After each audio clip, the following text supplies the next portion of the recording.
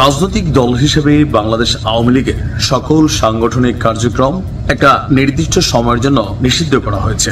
এই নিষিদ্ধের প্রতিক্রিয়া আপনার প্রকাশ করেছে ভারত এবং যুক্তরাষ্ট্র। কিন্তু আওয়ামী লীগের সবচেয়ে বড় শত্রু হিসেবে যারা চিহ্নিত বা আওয়ামী লীগ যাদেরকে ভাবে, সেই পাকিস্তান আওয়ামী লীগ নিষিদ্ধের ইস্যুতে আসলে কি ভাবছে। পাকিস্তানের শক্তিশালী গণমাধ্যম আপনার দ্য ডন, খুবই জনপ্রিয় একটা পত্রিকা, তারা একটা সম্পাদকীয় তুলে ধরেছে। আসুন দেখি সেই সম্পাদকীয়তে কি লেখা আছে আওয়ামী লীগ নিষিদ্ধের ইস্যুতে পাকিস্তানের এই গণমাধ্যমটির প্রতিক্রিয়া। এক গুরুত্বপূর্ণ সন্ধিক্ষণে দাঁড়িয়ে আছে বাংলাদেশ। শেখ হাসিনা ওয়াজেদের সরকার পতনের পর ডক্টর মোহাম্মদ ইউনূসের নেতৃত্বে বেসামরিক অন্তর্বর্তী সরকারের গঠন শান্তিপূর্ণ গণতান্ত্রিক রূপান্তরের আশা জাগিয়েছিল। কিন্তু সাম্প্রতিক ঘটনাবলী প্রতিশ্রুত নির্বাচনের বিশ্বাসযোগ্যতা নিয়ে আপনার সংশয় তৈরি করেছে। একদম হুবহু তারা যা ছাপিয়েছে আমরা পড়ছি। আওয়ামী লীগের নিবন্ধন স্থগিত করা এবং দলটিকে নির্বাচনে অংশ নিতে না দেওয়ার সিদ্ধান্তটা পাকিস্তানের এই গণমাধ্যমে যিনি সম্পাদকীয় লিখছেন তারা মনে করছে এটা উদ্বেগজনক। সাবেক প্রধানমন্ত্রী এবং তার দলের বিরুদ্ধে অভিযোগ যতই গুরুতর হোক না কেন, একটি বিশ্বাসযোগ্য নির্বাচনের জন্য অংশগ্রহণমূলক পরিবেশ অপরিহার্য। বাংলাদেশের সবচেয়ে পুরনো এবং দেশের ইতিহাসের সঙ্গে গভীরভাবে সম্পৃক্ত রাজনৈতিক দল আওয়ামী লীগকে চাইলেই রাজনৈতিক দৃশ্যপট থেকে মুছে ফেলা যায় না। বিশাল জনসমর্থন নিয়ে দলটি এখনো গুরুত্বপূর্ণ রাজনৈতিক বাস্তবতা হিসাবেই বিরাজ করছে।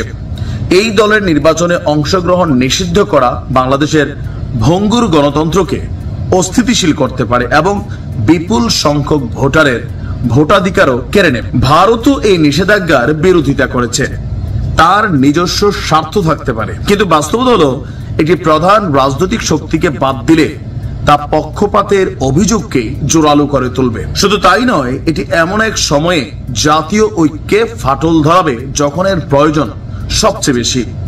বাংলাদেশ প্রতিশ্রুত অবাধ, সুষ্ঠু এবং অংশগ্রহণমূলক নির্বাচন অনুষ্ঠিত বা নিশ্চিত করতে পারে কিনা তা আন্তর্জাতিক মহলে গভীরভাবে পর্যবেক্ষণের ইস্যু বা পর্যবেক্ষণ করছে। অন্তর্বর্তী সরকারের মনে রাখা উচিত, তাদের প্রধান দায়িত্ব শান্তিপূর্ণ এবং বৈধ উপায়ে ক্ষমতা হস্তান্তর সম্পন্ন করা। ভোটের পথে না হেঁটে নিষেধাজ্ঞা দিয়ে রাজনৈতিক দ্বন্দ্ব নিষ্পত্তি করা হলে এই লক্ষ্য অর্জন সম্ভব নয়।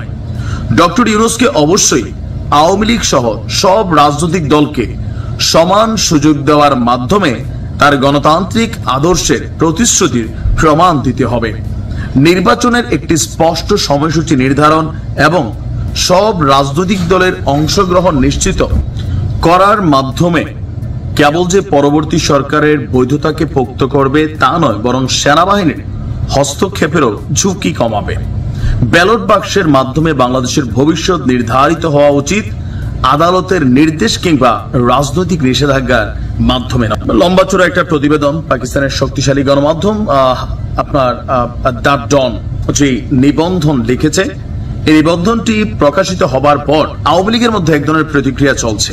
সরকারও এটাকে কিভাবে দেখছেন এটা নিয়ে আমাদের প্রেস সচিব যিনি আছেন শফিক সাহেব অথবা প্রধান উপদেষ্টার যারা ব্রিফ করেন তাদের মধ্য থেকে এখন পর্যন্ত সম্ভবত পাকিস্তানের গণমাধ্যমের এই রিপোর্টটিকে নিয়ে কোনো মন্তব্য করা হয়নি, হয়তো অচিরেই করা হবে।